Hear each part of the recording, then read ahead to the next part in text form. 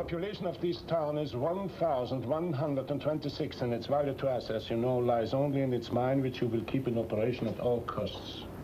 Its occupation presents no difficulties so far as the general staff can see. There are no defenses whatsoever. No militia? The militia of the town consists of 12 men, but they are being diverted. Mr. Corell is entertaining them. Beginning at 9 o'clock with the target contest and a beer picnic in a field which he owns 6 miles north of the town on Route 243. You will have copies of these maps, of course. A field on the right or east side of the road. Mr. Corell, I take it, is our man. George Corell has proved himself as one of the best of Mr. Quisling's operatives. He will meet you in front of his store at 11 o'clock. The radio station on the east side of town, marked on the map, is locked until noon. But you will find the key under the bottom step to your left when you face the door. The lock is rusty and must be pulled firmly toward you before you can turn the key. There will be nobody there at that hour. Quarters for your troops. Beds and blankets for 250 men have also been arranged by Mr. Corell, as he will explain to you himself when you see him this morning. You may expect parachute troops to join you at 10 o'clock.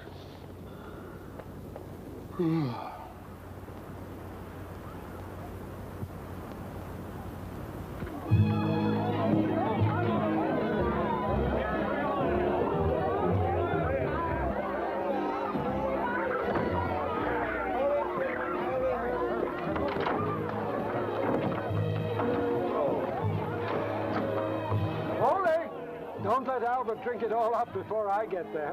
All right, but you better not be long. I'm thirsty already. Hey, Ole. Yes, Mr. Mayor? Have you got a booby prize? Not yet. All right. A necktie for the worst score in the match. Who'll get it? That'll be me. I'll get it. I thought Can't even hit the target. Here come Alex and Molly now. Come on, let's get going. He ate 2 breakfasts. Molly, here you are. Oh, for me? Oh, the children, Goose. I almost forgot. Oh, George, you're wonderful. All right, now, how about getting started? All right, Niels. How long before you'll be out there? Just as soon as I see these men.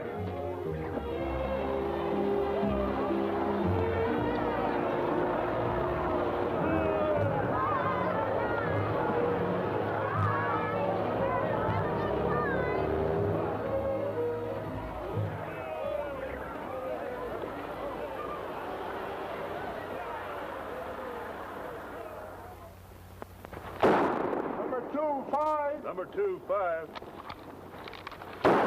Number 3-7. Number 3-7. Number 4, Bullseye. Number 4, Bullseye. I did it. I brought you luck. Oh, it's a good thing I didn't know you were there. I'd have missed the whole thing. Quiet, please.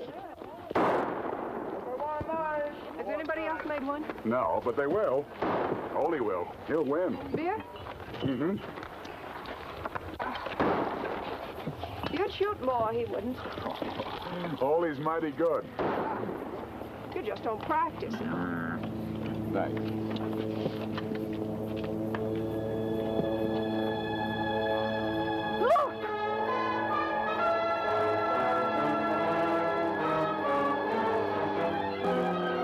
Parachutes.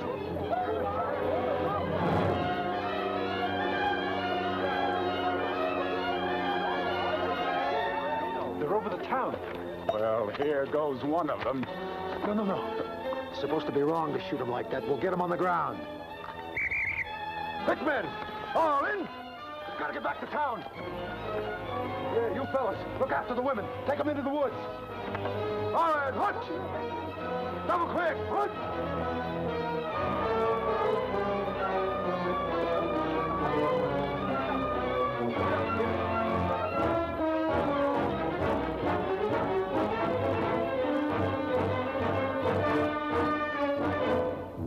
Here they come.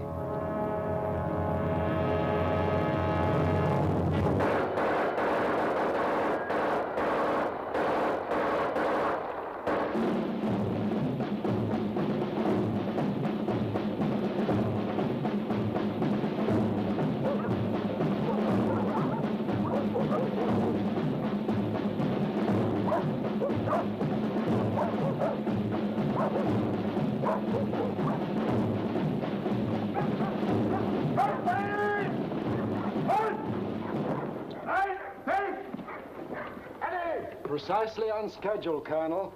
My congratulations. Thank you, Mr. Corell.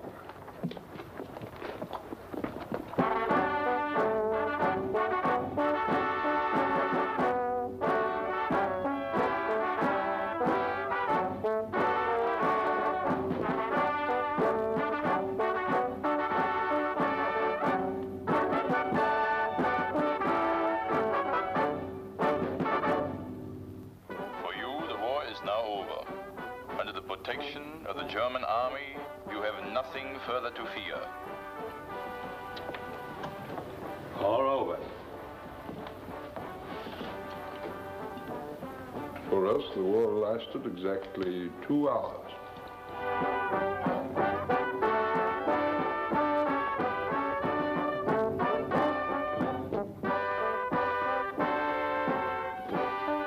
That's a very good idea, the music. Shows friendship. That, I believe, is the theory, anyway. That's all that'll be needed. Just some assurance of peace and friendship. I know these people well, and there's no feeling for fight in them.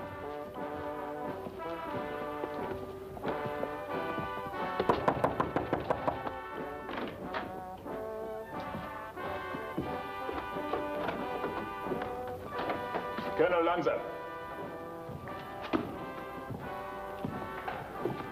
Your Excellency. Madame. This is Dr. Winter.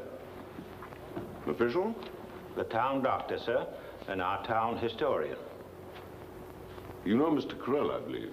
George? Of course. How are you, George? Just a minute, Your Excellency. The young officer who searched the house for firearms this morning spoke of their local man. The man who prepared this town for invasion. I think it's obvious now who that traitor was. What do you mean? Our friend, George Corell.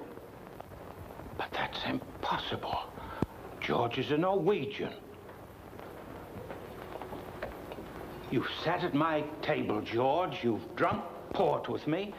You even helped me plan the hospital. This can't be true. Well, I work for what I believe in, and there's nothing dishonorable in that.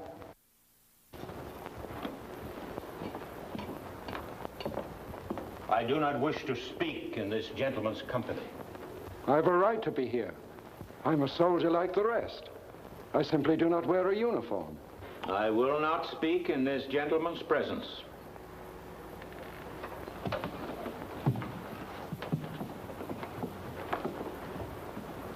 Perhaps you'd better leave us, Mr. Corell. But I have a right to be here. You will please leave us, Mr. Corell.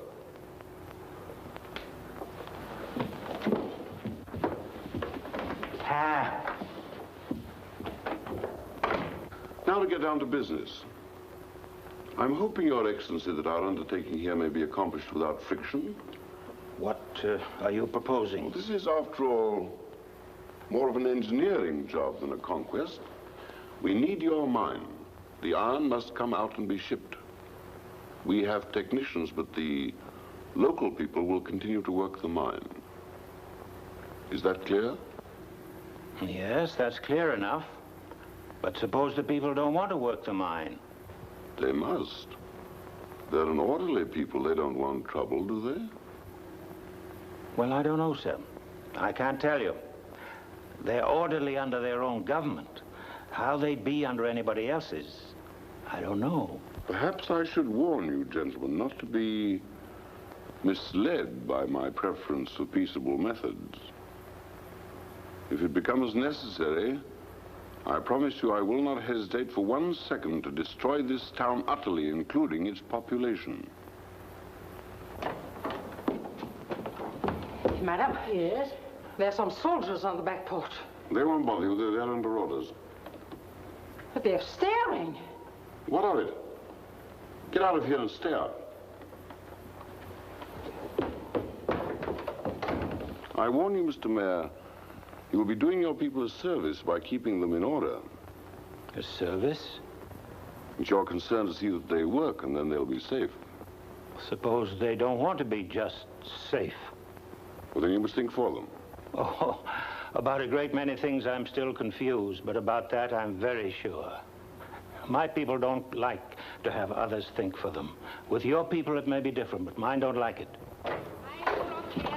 Madam, what do you want? It's Annie, sir. She's getting very angry. Is that the cook again? Yes, sir. You know how she hates being stared at. And she's boiling water, too. Madam, this is a conference of some importance. Is it too much to ask that we be allowed to conduct it without interference from your servants? I'm not a servant. Joseph, leave the room. And tell Annie that I say she's to behave herself. She's very touchy. I'll tell her. But so good. I wouldn't want to lose her. One thing more, Mr. Mayor. I should like to be quartered in this house with my staff. It's not very large. That's not the point. We find that when the staff lives under the roof of the local authority, there's more tranquility. Am I permitted to consider this honor? I'm afraid not. She's going to throw it, madam. Stop that. It seems to me, Your Excellency. Please excuse me. I don't like for Madam Orden to be alone in such a situation. Doesn't he realize I could have them all shot? Tell him that within 30 minutes, I expect him and his wife and the rest of his household to confine themselves to one room in this house. We will occupy the rest of it. Colonel, may I offer an explanation for the mayor? I assure you that neither he nor Madam Orden intended any disrespect. It's simply that the people, all of us, have lived at peace so long that we don't quite believe in war. It's not yet real. The temper of a cook is. The loss of a good cook is not only real, but serious. But that's because our sense of values is still occupied with the values of peacetime. We haven't had time to change. But we'll learn soon. And then we won't be confused. Then we'll know what to do.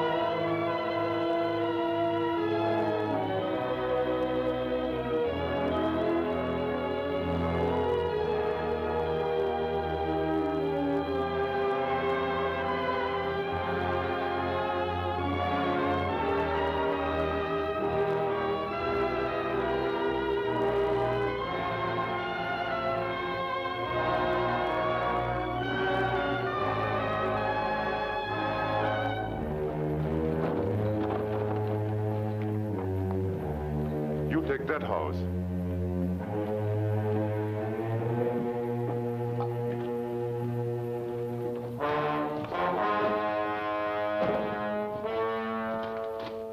Warden? Yes. You got a radio set? Yes. Where is it? I'll get it. Let me. Please. We like to look around, see how everything is. What's the matter with you? I'm not well. I'm sick. Are you a doctor? No. Then how do I know whether you are sick or well? Get out of here and get to work. We got a doctor at the mine who will decide whether you are sick or not.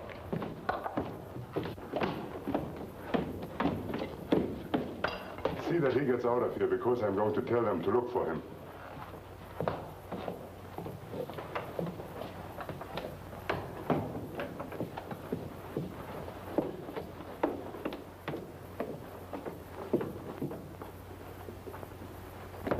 This one needs more wrapping.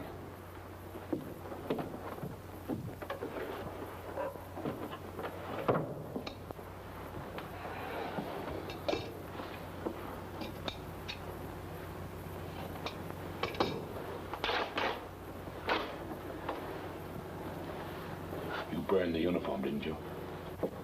I buried it. I thought you might need it again.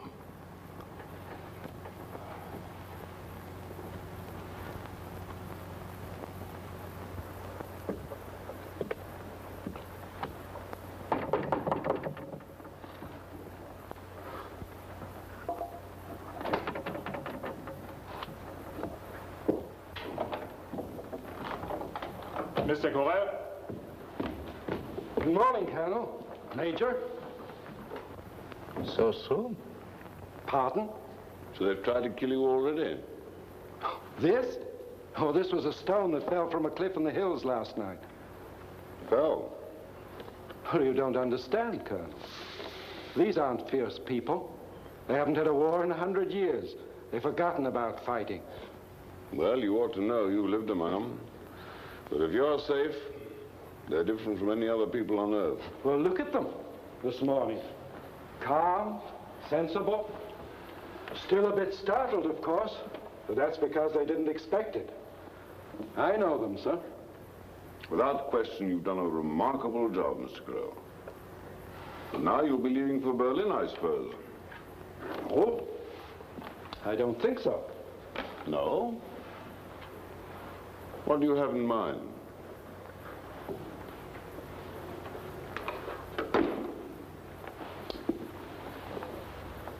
It's about Mayor Orton. Yes? I believe, Colonel, that you should have a civil authority that you can trust. I believe Mayor Orton should be removed and... Well, if I were to take over his office, it and the military would work very nicely together. Have you made this suggestion to Berlin? Well, yes. Naturally, in my analysis. You disappoint me, Mr. Corral. What do you mean? The very fact that you could make that proposal shakes whatever confidence I had in your intelligence. I shall be content to let my record speak for itself, Colonel Lancer. Have you talked with any of the townspeople since we arrived here? Outside of the mayor, that is. No. And you've no idea what they think about you? Well, I have many friends here. They will understand. Anybody buy anything in your store this morning? Well, all business is at a standstill, of course. No one is buying anything.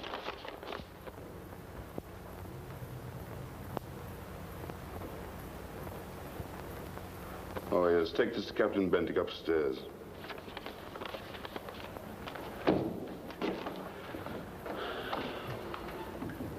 Yours is a very difficult and brave branch of the service, Mr. Corral. It should be greatly rewarded. Well, thank you, sir. And now we must be practical. My job here is to get out the iron. To do that, I must maintain order and discipline. And to do that, I must be able to anticipate revolt. Well, as mayor, I'll be able to find out whatever you wish to know, sir. On the contrary, I don't think that you will ever again know what is going on here. Your usefulness ended with our arrival.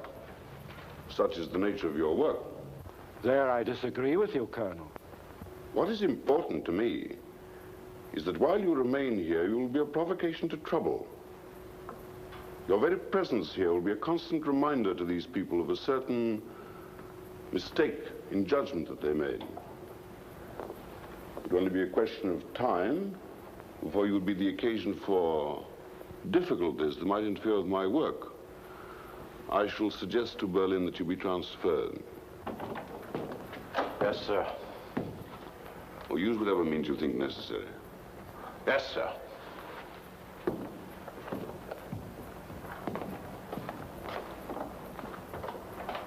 As for Mayor Orton, he's more than a mayor. He is his people. He will know what they are thinking, doing without asking them, because he will be thinking the same thing.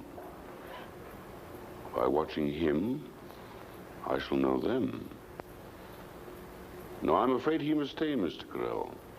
I shall be able to use him to advantage. Well, you obviously have little real appreciation, sir, for the work I've done here. More than that, you persist in a complete misconception of the situation. Why, these are simple, peaceful people. There are no peaceful people. Can't you learn that? for no friendly people.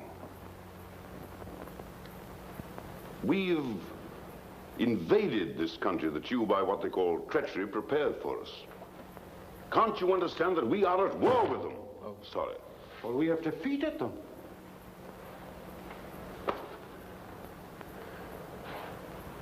Defeat is a momentary thing. It doesn't last. We were defeated, and now we attack. Defeat means nothing. Do you know what they're planning right now behind their doors? Do you? Of course. I've occupied countries before. 20 years ago, I was in Belgium and France. Are you afraid, Colonel? Should the commander of this occupation be afraid? I'm simply tired of people who have not been at war who know all about it. I remember a little old woman in Brussels, sweet-faced, white hair. She was only 4'11". Delicate old hands. You could see the veins almost black against her skin. She used to sing German songs to us in a sweet, quivering voice. She always knew where to find a cigarette or a drink. We didn't know that her son had been executed. When they finally shot her, she had killed 12 men with a long, black hat pin. But you shot her. Yes, of course we shot her. And the murder stopped. No. The murders did not stop. And when we finally retreated, the people cut off the stragglers, and they burned some. And they gouged the eyes out of some. And some they even crucified. You will not object, I hope, if I remain here until I get an answer from Berlin. No, I won't object. Oh, thank you, sir. Mr. Carell. Yes? Meanwhile, wear a helmet. Because I'm afraid it started again already.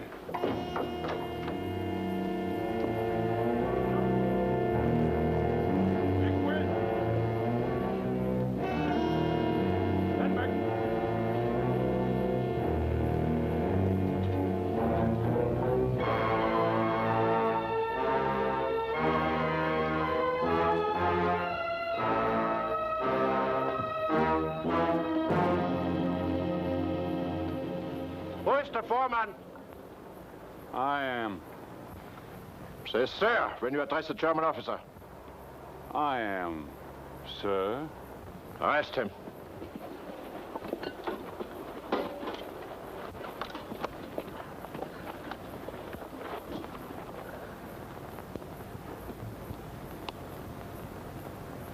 And Tim?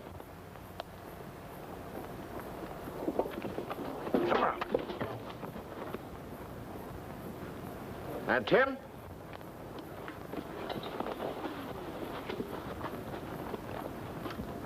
And Tim?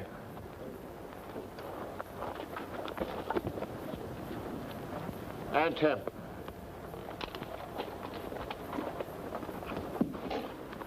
So, you don't want to get out of the island. But you will. You are now servants of the German Reich. And you will not only get out the iron as before, you will get out more. You are thinking now, perhaps, that you won't. That perhaps the carts will break down. And the tools will get lost.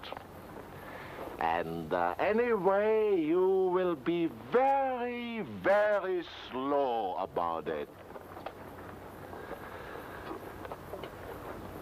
But you are wrong. You will either get out the iron as we direct, or your families will not eat. You understand that?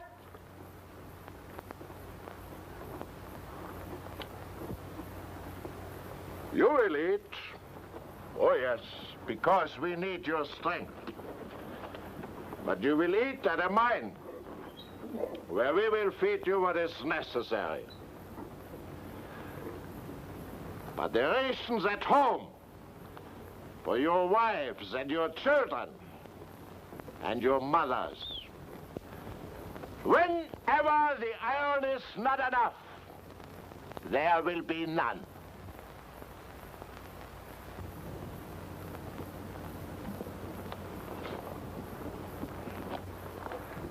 You don't like that idea, do you? Oh, we're not slaves. Oh, you are not, huh?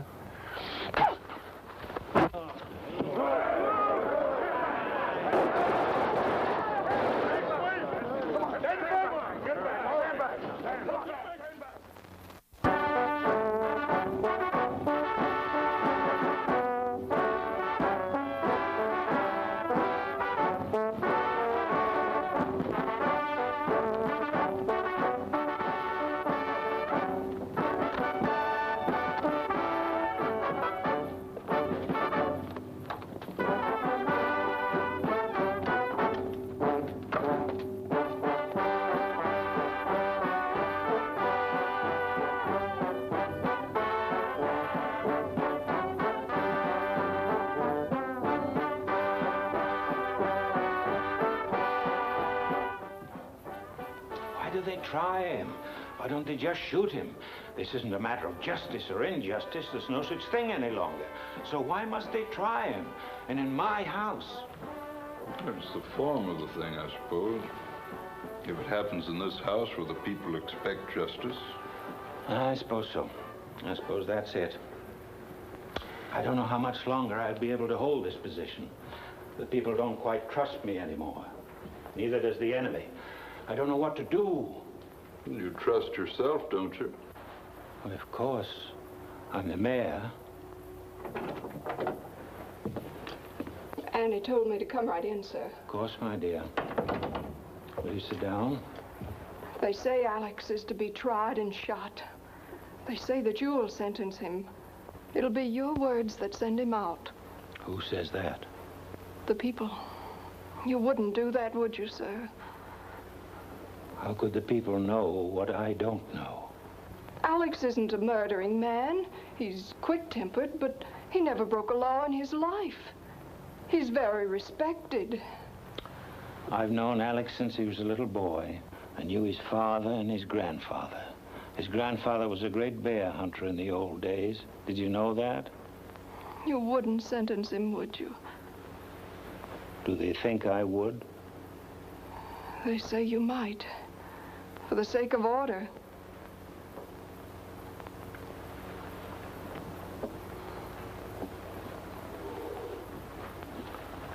Do the people want order, Molly?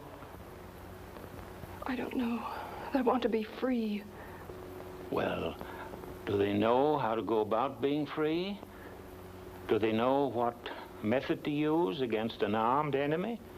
I don't think so. Molly, you're a bright girl. Do you know? No, sir. But I think the people feel they mustn't be docile. If they're docile, they're beaten. They want to show these soldiers they're not beaten. Well, they've had no chance to fight. It's no fight to go against machine guns. Will you do something for me, Molly? If I can, of course. When you know what the people want to do, will you tell me? Yes. You really mean no? You don't trust me? What about Alex? No Norwegian will sentence him for anything. He's committed no crime against our people. But they'll kill him anyway, won't they? My dear child. Don't touch me, please. Excuse me.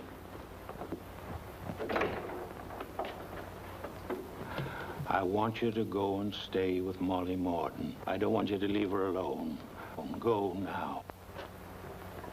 Yes. I'll go. When will it be over? I don't know.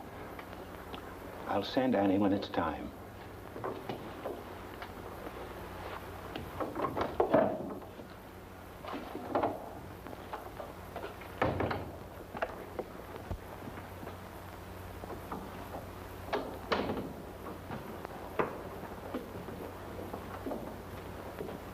Excuse me, sir. The Colonel wants to see you.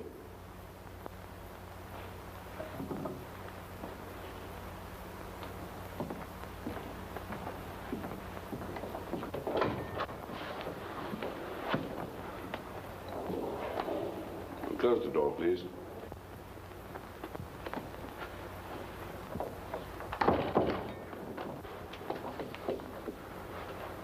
I wish this had not happened, Mr. Mayor. I wish we could have all been spared this nuisance. But the fact remains that this man killed a German officer. Why didn't you shoot him then? That was the time to do it. Punishment to serve its purpose must be dramatized.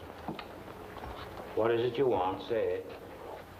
In such cases, it's considered wise by my government that the punishment emanates from the local authority. It makes for a more orderly situation. You want me to pass the sentence of death on Alex Morton after a trial here? Yes. And you will prevent much bloodshed later if you will do it. You and your government simply don't understand. In all the world, yours is the only government and people with a record of defeat after defeat for centuries. And every time because you didn't understand people. I'm the mayor. But a mayor hasn't the right to pass sentence of death. If I should do it, I'd be breaking the law as much as you. Breaking the law? You killed 6 men when you came in. Under our law, you're guilty of murder, all of you. But why go into this nonsense of law? There's no law between you and us. This is war. Don't you know you'll have to kill all of us? Or we, in time, will kill all of you? Don't you know that? Fact remains that the miner must be shot publicly, because the theory is that others will then restrain themselves from killing our men.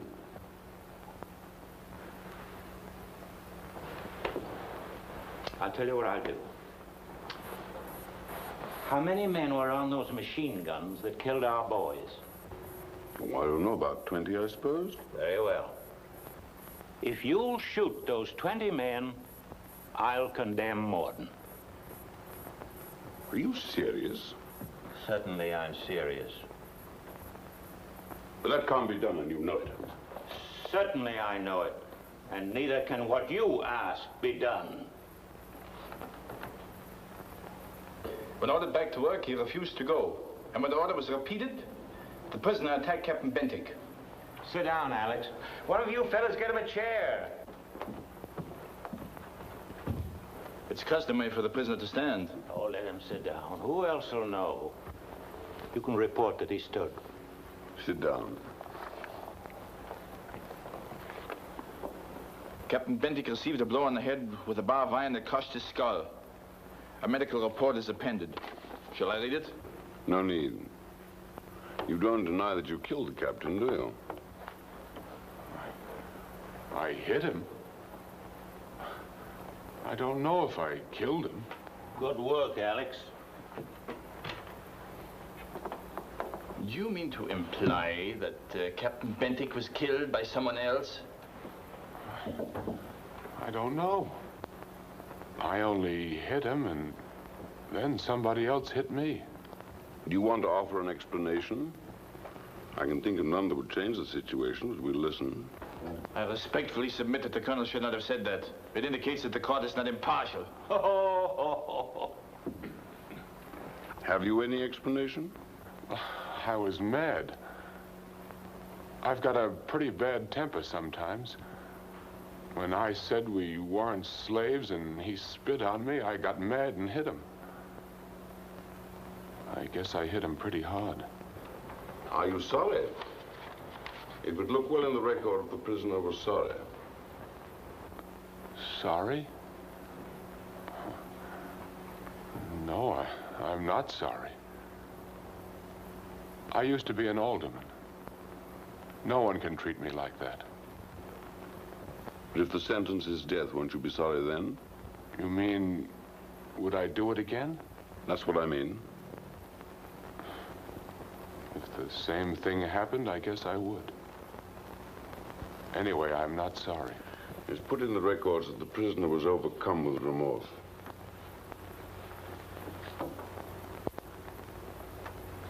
The sentence is automatic. The court finds you guilty and sentences you to be shot immediately.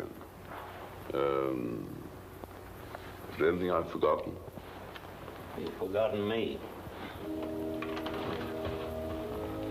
Alex, I'm the elected mayor. I know it, sir. Alex, these men are Germans, invaders. They've taken our country by surprise and treachery and force. This should not be permitted, sir. Did you rather be whispered? When it happened, we were confused. We didn't know what to do or to think. Yours was the first clear act. Your private anger was the beginning of a public anger. They're saying in town that I'm acting with these men. I'll be able to show them soon that that is not true. But you must know it now. I know it, sir. Is the squad ready? Outside, sir. Who's commanding? Lieutenant Thunder, sir. They're ready, sir. Are you afraid, Alex? Yes, sir. I can't tell you not to be. I would be too. And so would these young gods of war. Is it now? Immediately. I don't see Molly again? Do you want to? No. Tell her afterwards. Goodbye, Alex. Go, knowing that these men will never again have any rest. No rest at all till they're gone from Norway or dead.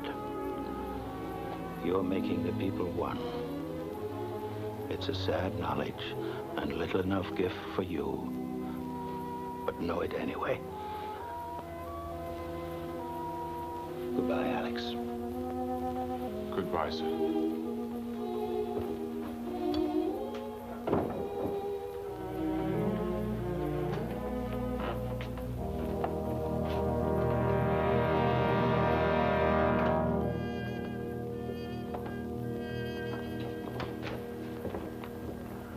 I hope you know what you're doing. Colonel Lanza. The square? Yes, sir. It must be public. Mr. Mayor.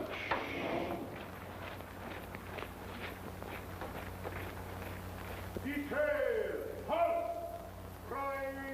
Face! Ready! Aim! Fire!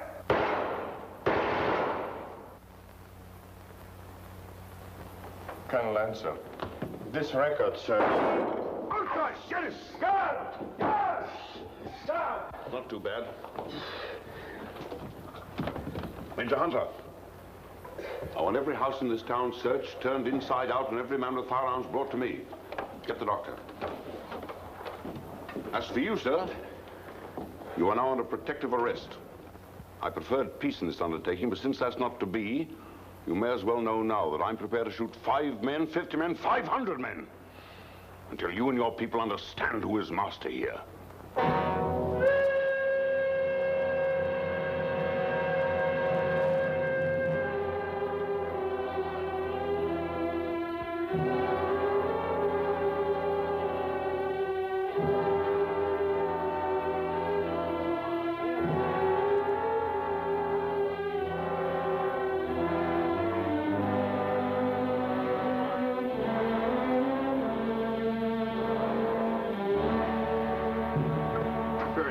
Come on.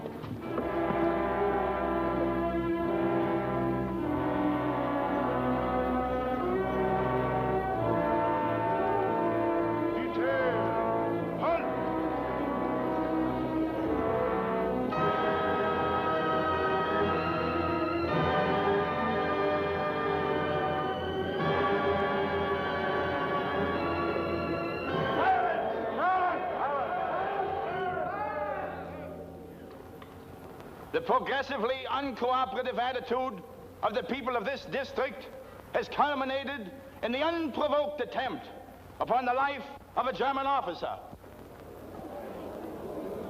The sternest measures now become necessary as evidence of the determination of the protectors of the Norwegian people to permit no interference in the discharge of their duties. The following hostages have been condemned to death by shooting. Knut Persson, Albert Nattestadt, Peter Olsen, Lars Meland, Ludwig Bjornstad.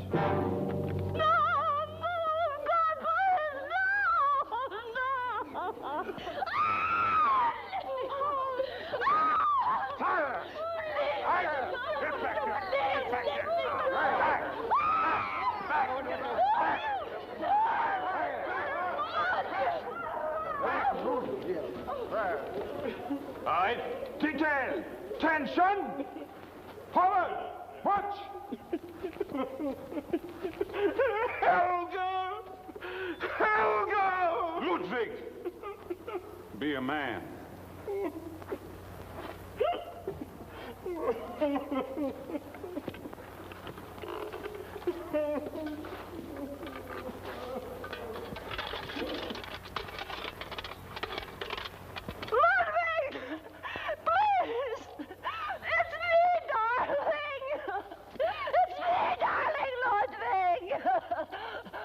Please. Please let me go. Please. Goodbye, Helga. Goodbye, darling. Bye, Mother. Goodbye, Anna. Goodbye, little Trina. Goodbye, Christian. Be a good boy. Goodbye, Martha. Take good care of the children. Almighty fortress is our God. Our bulwark never failing. Ready? Our helper amid a flood of mortal.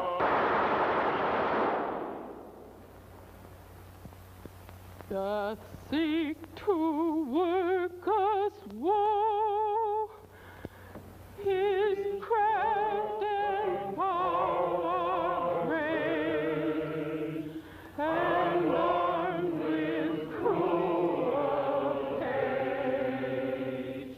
All earth is not his equal.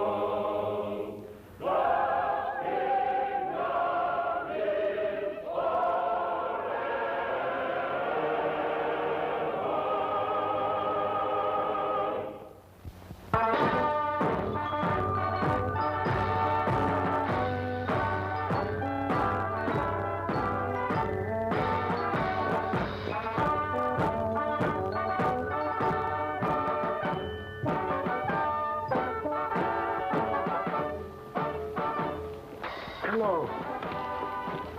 What's your name? I've got a little girl back home, too. Just about your age. But her hair is light. Almost yellow. Won't you tell me your name? My little girl. Didn't you hear the soldier ask your name?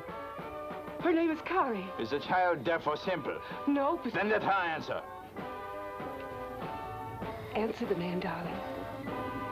Tell the soldier your name. Kari, do you hear me? Tell the soldier your name.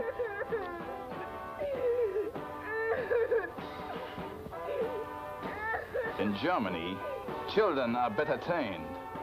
Or perhaps there is some influence in your particular home that has affected the child. Now listen to me, all of you. There's a limit even to our patience. And I warn you now that you are doing yourselves no service by this persistent attitude of antagonism and surliness toward your protectors. Either you will correct it, and quickly, or we will find some means to impress upon you the error of such an attitude. You will repeat what I've said to your families, to your friends, to everyone. You...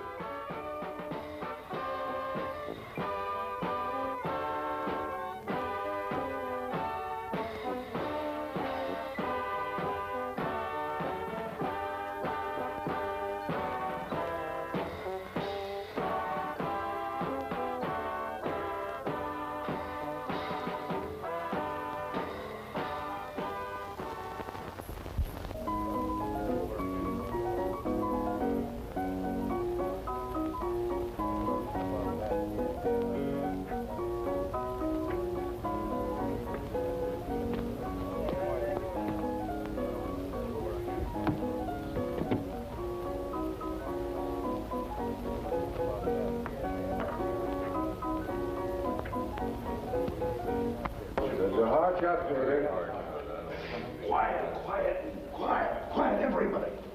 All right, Peter. Bullseye! Oh, that was great. I never saw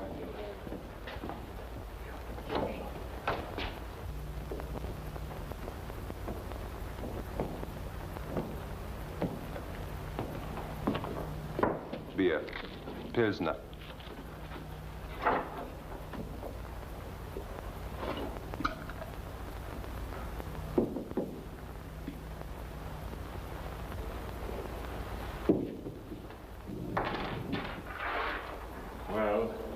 Good night, Lloyd. I'll go with you. Just a moment. Why are you going? Because I wish to. Or rather, you wish to insult a German officer. In other countries, we have been compelled to take steps to correct such insolence. Customers are not permitted to leave a public place for 15 minutes after the entrance of a German officer. Perhaps we should do that here.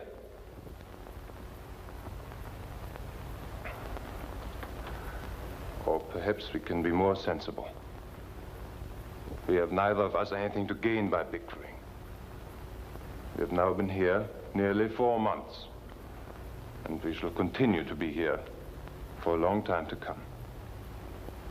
So perhaps we should accept this fact and try and make the best of conditions.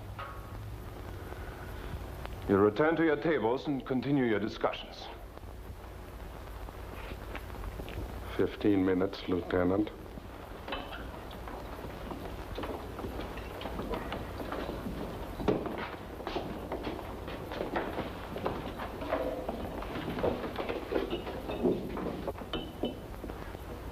Your wife? Yes, sir. She plays well. Do you know Brahms' lullaby? Yes, sir. Will you play it, please?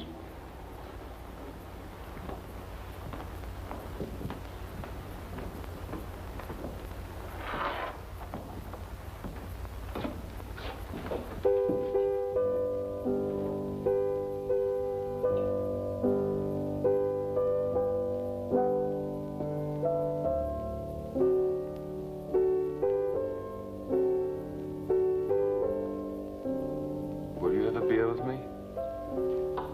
No. Thank you. You work in the mine? No. No? Well, what do you do? I have a farm. I was born on a farm. I grew up on it until I went to the university. My father still runs it. At least, my mother does. It's not very large, and she and my sisters manage very well. Where's your place? North. North where? On what road? The valley. Oh, I've probably seen it then. I drove up in the valley the other day. Oh, those are fine farms up there. Some of the best I've ever seen. Which was yours?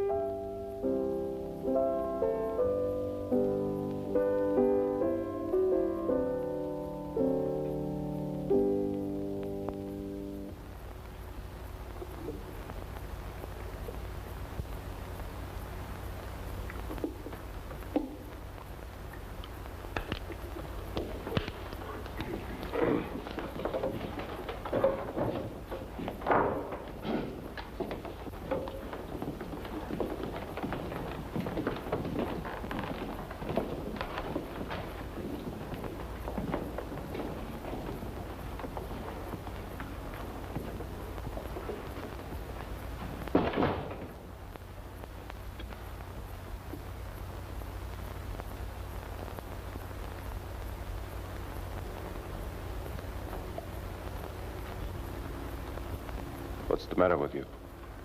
What are you looking at? Nothing, sir.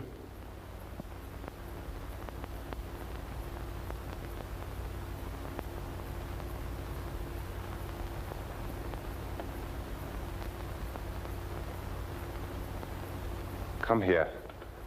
Both of you.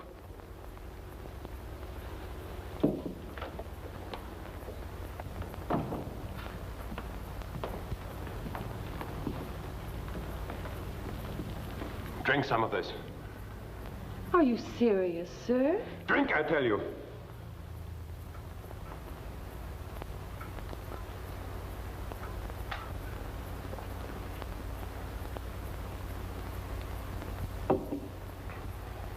Are you satisfied now?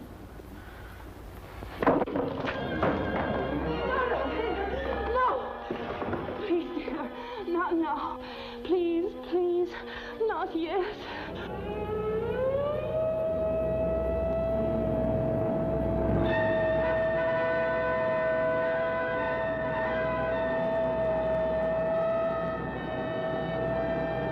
They're out of the mine. Take a company and search for anybody giving signals. Lights of any kind at all. Yes, sir.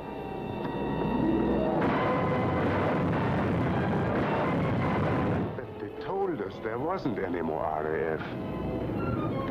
See anything? We've got 2 lights lined up. We'll need a third. That is. There's the 4 of them. Give it to them. Bombs gone.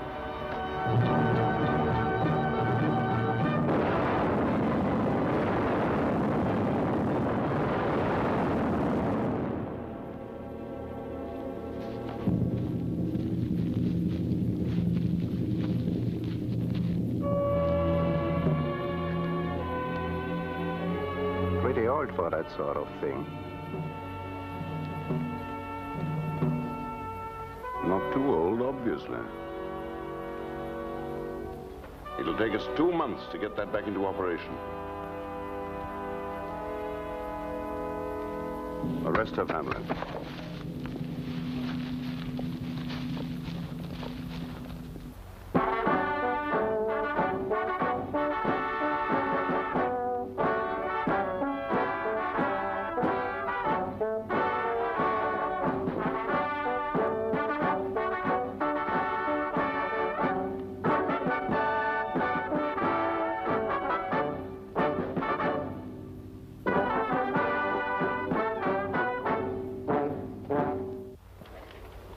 I hate these lanterns. Sound like whispering. When are you going to get that dynamo fixed? It should be done by now. You get the fellow that wrecked it? It might have been any one of 5. I got all 5. That's better.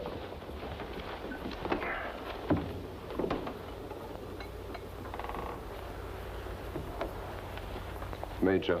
Mm-hmm. If anything happened at home, I mean, do you think they'd let us know? Anything bad, I mean? I don't know.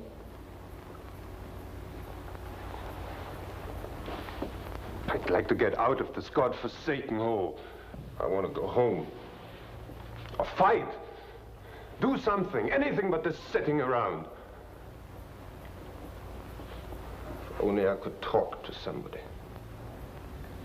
A girl. Somebody friendly. There's a girl in this town with blonde hair. She lives down the street. There it goes again. Don't they ever give up?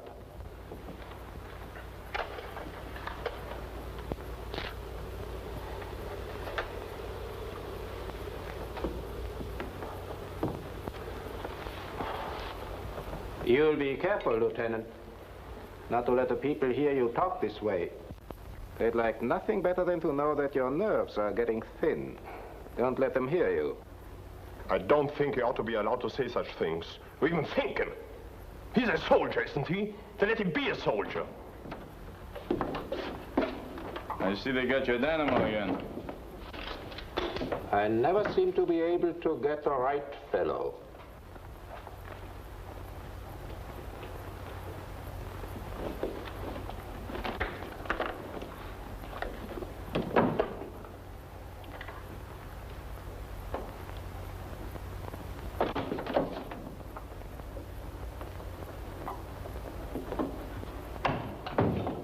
I thought I closed that door tight.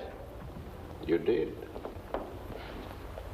Captain, do you get much news from home? A certain amount. Is everything well there? Wonderful. The armies move ahead everywhere. But the British aren't defeated yet? In every engagement. But they keep fighting on. A few air raids, no more. That's all? That's all. Then we have just about won, haven't we, Captain? Just about? You do believe that, don't you, Captain? Don't let him start that again. I don't know what you mean. I mean this. If we have just about won, we ought to be going home before long, oughtn't we, Captain? Well, the reorganization will take some time. The new order can't be put into effect in a day, can it? All our lives, perhaps. There he goes. Lieutenant, I don't like the tone of your questions. I don't like the tone of doubt. Don't be hard on him. He's tired. We are all tired.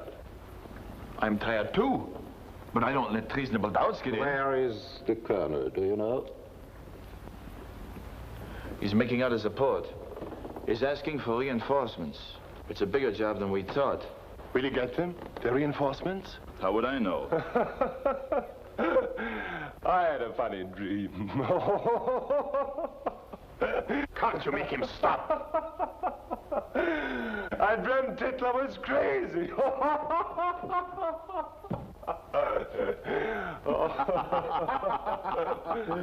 You ask the French how crazy he is, or the Poles. Ask them. They'll tell you how crazy he is. This country, Norway, is it conquered? Of course. Conquered and we are afraid. Conquered and we are surrounded. Everybody stop him. Conquest after conquest, deeper and deeper in the molasses. Flies conquer the fly paper. Flies capture 200 miles of new fly paper. Stop it, Lieutenant. Jerry, stop it!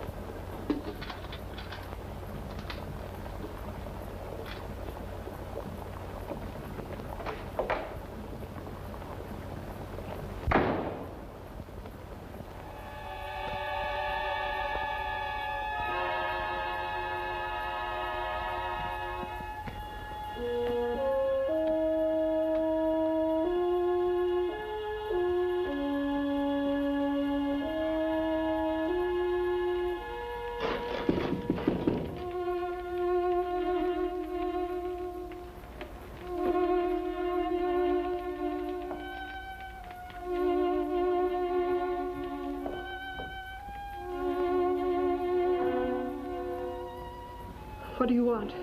Please let me come in. I don't mean any harm. But what do you want? I want to talk, that's all. I want to hear you talk, that's all I want.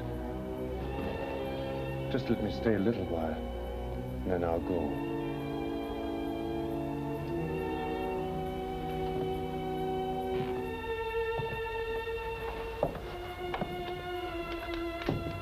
Just for a little while. Can't we forget the war? Can't we talk together like people?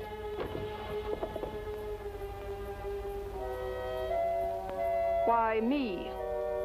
I've seen you on the street, and I wanted to talk to you.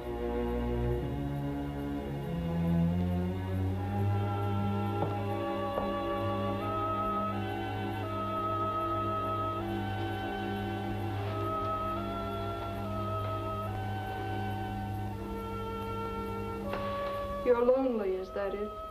Yes, that's it. I knew you'd understand.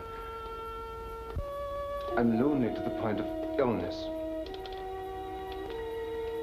Can't we talk? Just a little bit. A few minutes, if you wish. Not long. May I sit then? Of course.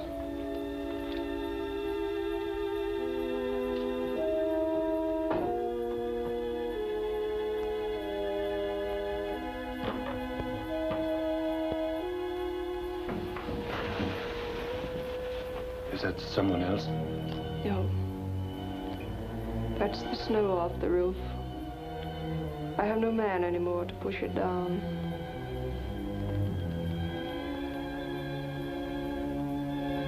Was it something we did? Yes. I'm sorry. But if you let me, I'll have a man here tomorrow to take care of the snow. No. But I'd like to do it. No. Why not? Because the people would think I'd gone over to your side. They'd expel me. I don't want to be expelled. You really and genuinely hate us, don't you? Why do you ask? You're the conqueror.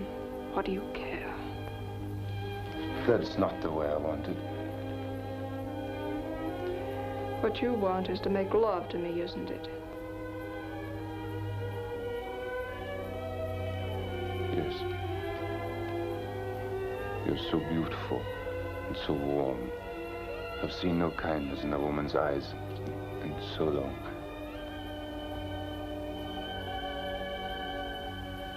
And do you see any in mine?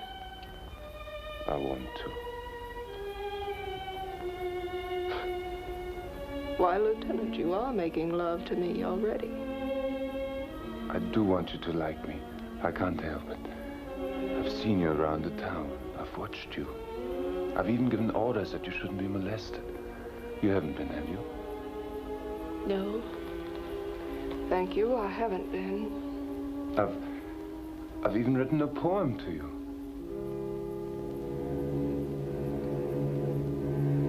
A poem to me? Would you like to see it? Is it long? You must go in a few minutes. It's quite short. It's just a tiny thing.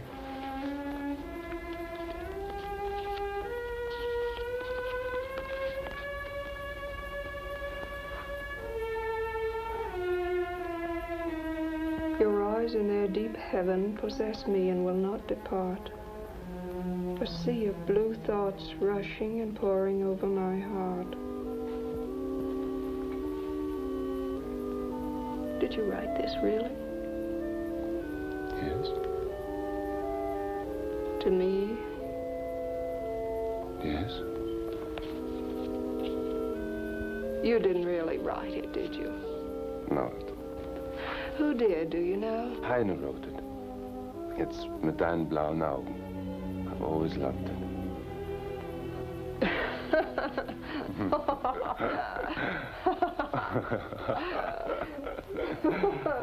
Oh, I haven't laughed like that since, I don't know when.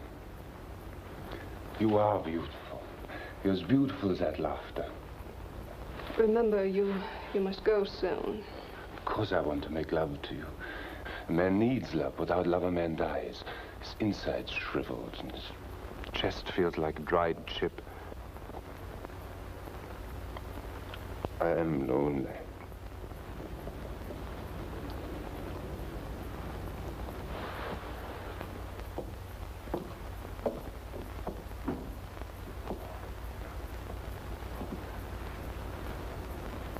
You don't know who I am, do you?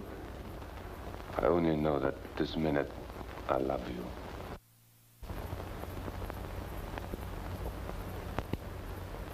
All right. How much? Please. We're a conquered people, Lieutenant. You've taken the food away. And I'm hungry. Don't talk like that. No? What about your own girls after the last war? A man could choose among them for an egg or a slice of bread. Do you expect me for nothing? You fooled me for a moment. For a moment, I thought you didn't actually hate me. But you do, don't you? No, I don't hate you. I'm hungry and... Yes, I do. I do hate you. I could give you anything you needed, but... It isn't nice to be hungry, Lieutenant.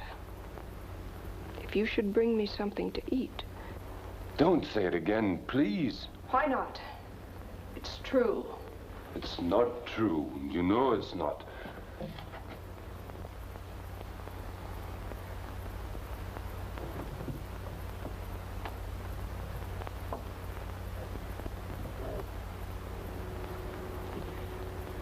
No, it's not true.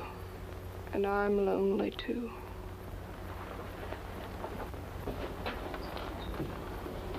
Please don't hate me. I didn't ask to come here any more than you asked to be my enemy. I'm only a man, not a conquering man.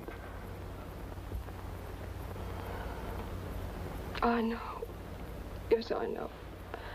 Haven't we some little right to life and all this death? Yes, we have. I'll take care of you. I love you. I'll see that you have everything. What's the matter? What is it? I took him his suit that morning. His good suit. I dressed him like a little boy for his first day at school. I buttoned his shirt and tried to comfort him. He had been beaten and he was afraid. What are you saying? He was afraid and brave at the same time and confused. He couldn't seem to understand what was happening. He didn't even kiss me when he went away. Your husband? Went to the mayor, but he was helpless. Nobody would listen to me. You just took him out and shot him.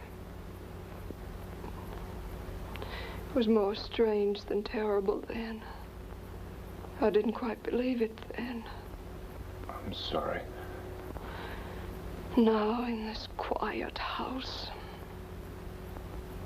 I do believe it. Now, with the snow heavy on the roof, I believe it. And in the loneliness before daybreak, in a half-warmed bed, I know it.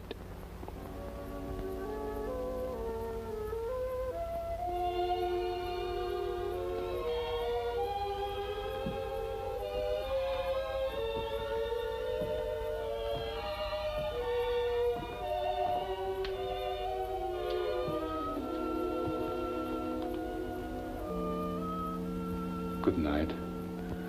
God keep you.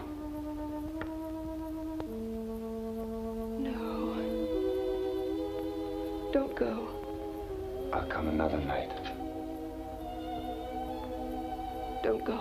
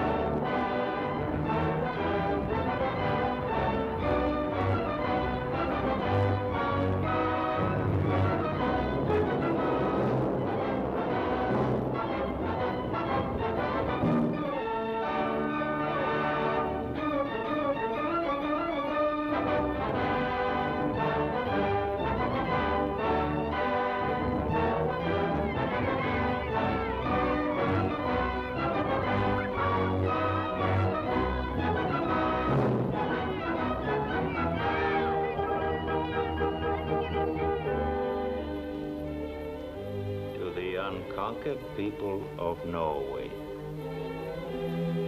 Hide this dynamite. Bury it until you need it. It is a present from your friends to you and from you to the enemy. Do not try to do big things with it, but there are many little uses you will find for it. With instructions.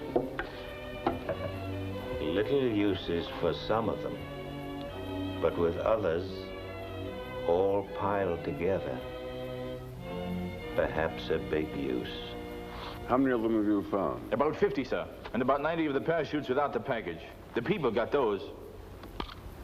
Must have been hundreds of them, maybe thousands. It's devilishly ingenious, you know. Easy to see against the snow. And chocolate. Must have been a regular Easter egg hunt for the children. And our soldiers, too. Did any of them turn in the chocolate? Ah. What do you make of it? It's silly. It's commercial dynamite. The fuse, about a minute, I suppose. It's very cheap and very simple. We must stop this thing at once, sir. Now, take it easy. Let's see what we have first, and then we'll think about remedies afterwards. You don't want them to think that we're weak, do you?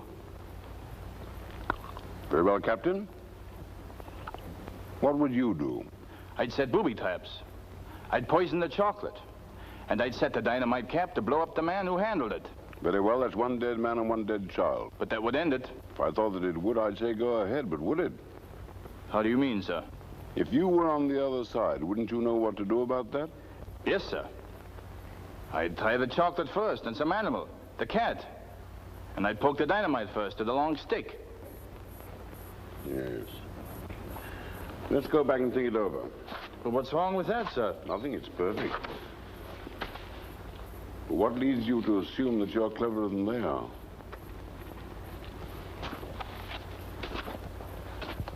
For rails, place stick under rail close to the joint and tight against a tie. Pack mud or hard beaten snow around it so that it is firm.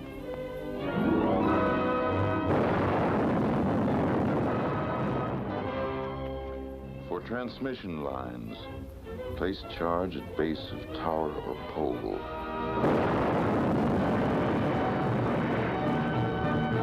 For small bridges, place charge under base.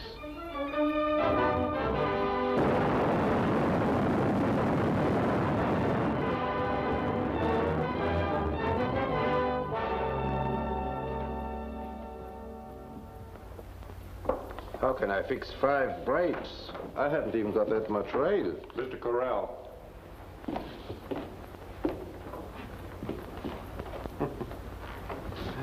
It's only a question of time, I suppose, before they completely dismantle you. You may rest assured, Major, that from now on I shall be quite capable of dealing with that situation. You've been away? I've been to Berlin, Colonel Lancer.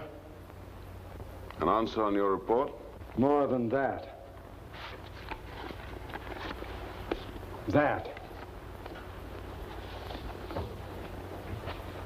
You will notice that it provides me with a certain authority, which you probably did not anticipate. You really did go over my head, didn't you? And what are your suggestions now, if I may ask? My suggestions now, Colonel, are a little stronger than suggestions. You'll remember that it was contrary to my advice that you left Mayor Orden in office. That was my idea, yes. Now I want him arrested and held as hostage. But he's already under arrest. Not technical arrest, actual arrest. Under lock and key and guard. His life must depend upon the peacefulness of this community. It must depend upon the lighting of one single fuse, on one single stick of dynamite. And after we kill him? Dr. Winter comes next. And after him?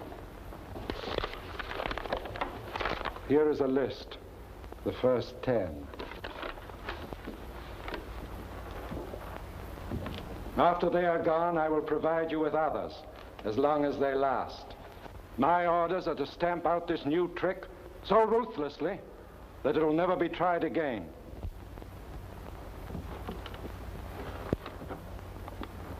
I'm not averse to killing people, Mr. Corell, if that finishes it, but sometimes it does not. Sometimes it is foolish.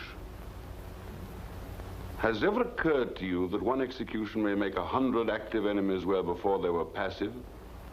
Even patriotism isn't as sharp as a personal hurt, a personal loss. A dead father or a dead brother, that rarely arms an enemy. Your attitude, Colonel, could very easily lead you into trouble. It'll do no good, you know.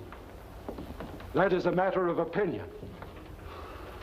Pretty soon it'll be grenades, and then poison. Are you writing the enemy's campaign, Colonel? No, my duty is only to anticipate it. I should never have sent a man here like you. Well, don't worry, I'll go about it exactly as if it could be done, and make a better job than the fanatics. Arrest them all, and have Mayor Orden and Dr. Winter locked in that room. Yes, sir.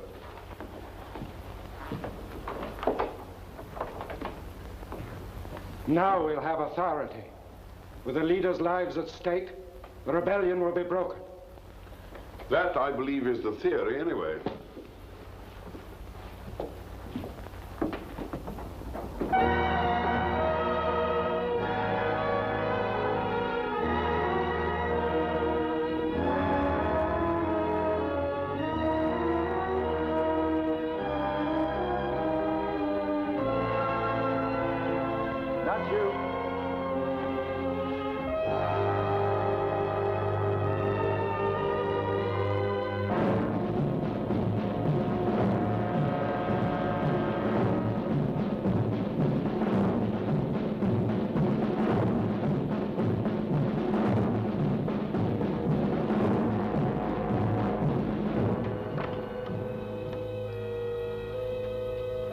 Now, don't you worry about me. Annie and I'll move into Molly Morden's house. Have you heard from Molly? Yes. Is she all right? She's reached Sweden. She crossed the border.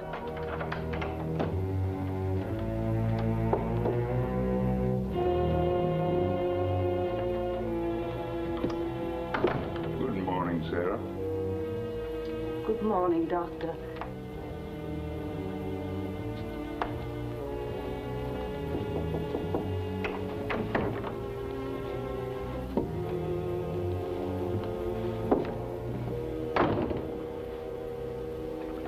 Well, this is one time you didn't have to send for me. Well, I suppose it was bound to come. I couldn't have stopped them even if I'd wanted to. They can't understand that. They think that just because they have only one leader, everybody's like that.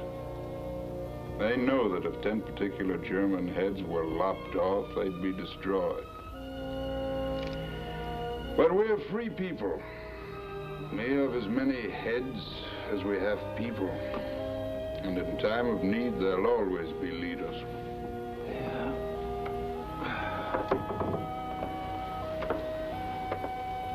Well, I suppose they'll kill you, too.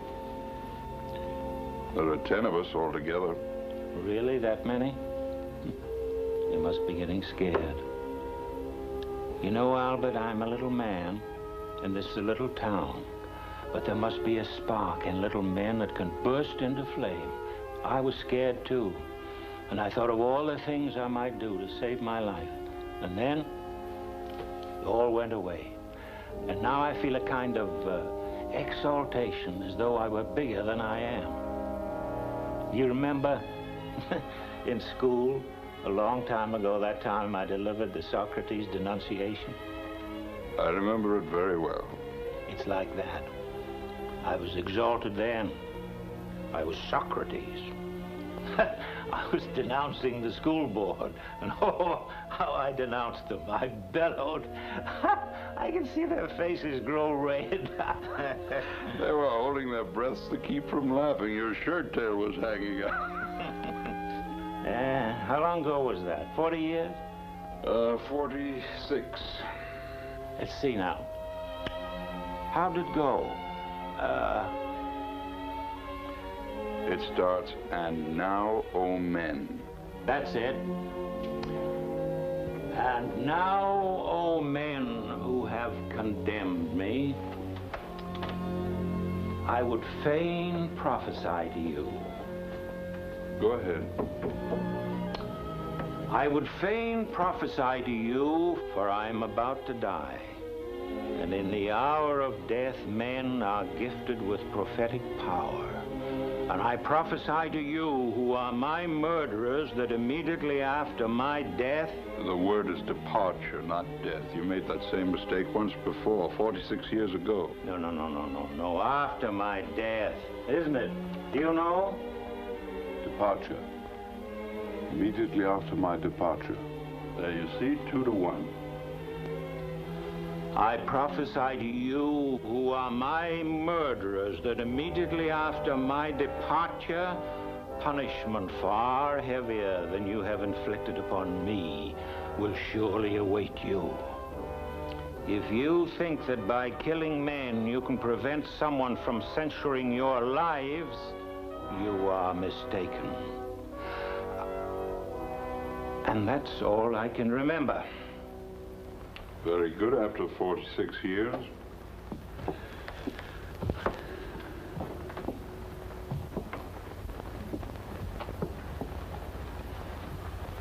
You understand, Mayor Orden, that you are being held as hostage for the behavior of your people. That won't stop it, you know. But you are the mayor. You still don't understand. The mayor isn't a man. It's an idea. An idea conceived by free men. You can arrest me, you can shoot me, but the idea lives on. Nevertheless, I believe that a proclamation from you would save many lives. I don't see how. Whenever I'm a hindrance to them, they'll do without me.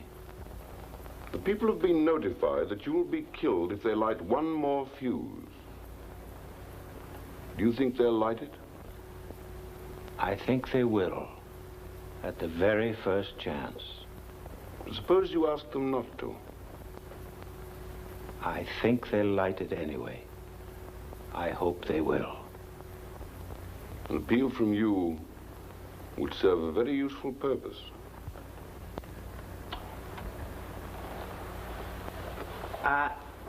I'm not a very brave man, sir. And the way it is now, I have no choice of living or dying. But I do have a choice on how to do it. If I tell them not to fight, they'll be sorry. But they'll go on fighting. If I tell them to go on, which I shall, they'll be glad. And I, who am not a very brave man, will have made them a little braver. But you forget that we can tell them anything we choose.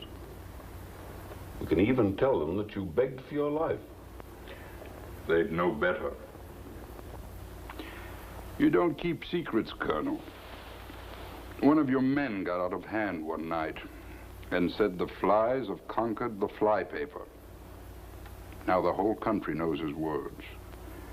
The flies have conquered the flypaper. You can't keep a secret. You see, sir, nothing can change it. You'll be destroyed and driven out. The people don't like to be conquered, and so they won't be. Free men can't start a war, but once it's started, they can still fight on in defeat. Herdmen, followers of a dictator, can't do that. So it's always the herdmen who win battles and the free men who win wars.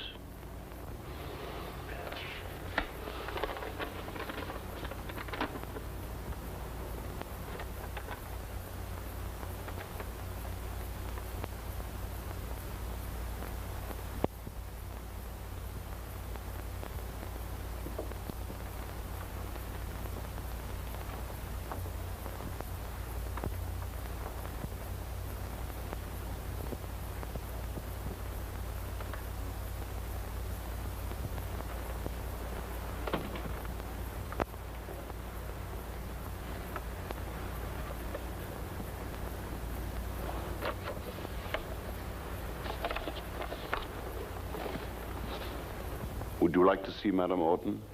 Yes, thank you.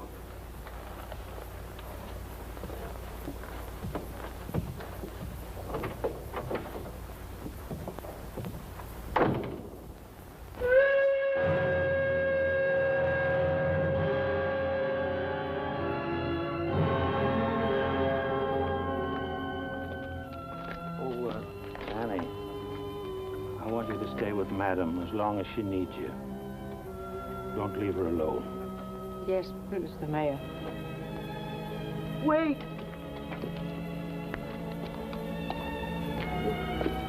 You forgot this. Thank you, dear. You always forget it. I do, don't I? And you always remember it. Goodbye, dear.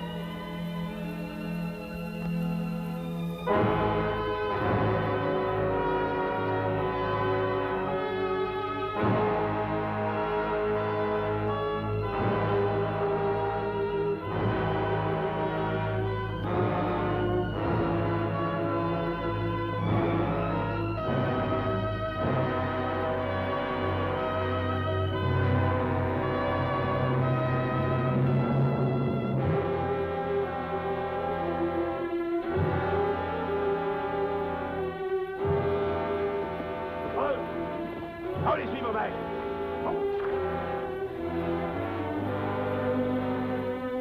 Well, at large.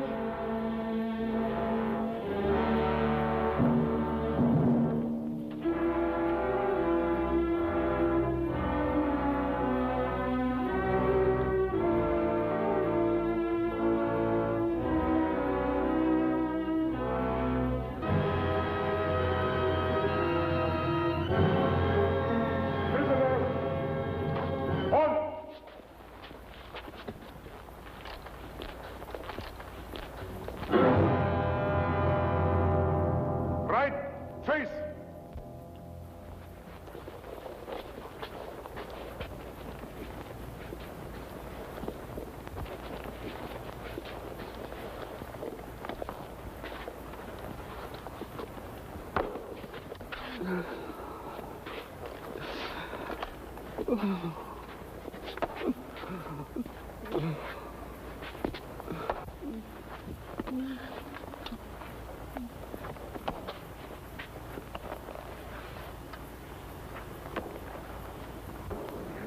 Left, face!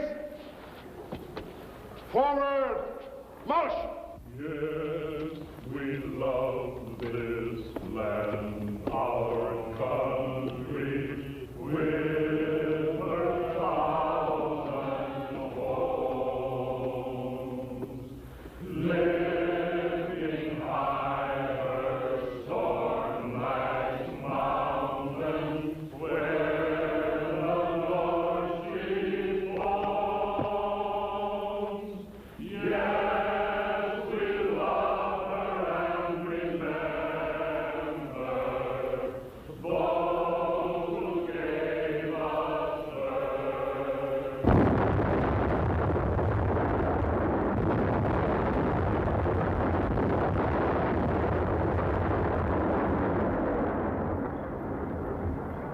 How did it go about the flies? Go on with it! Come on!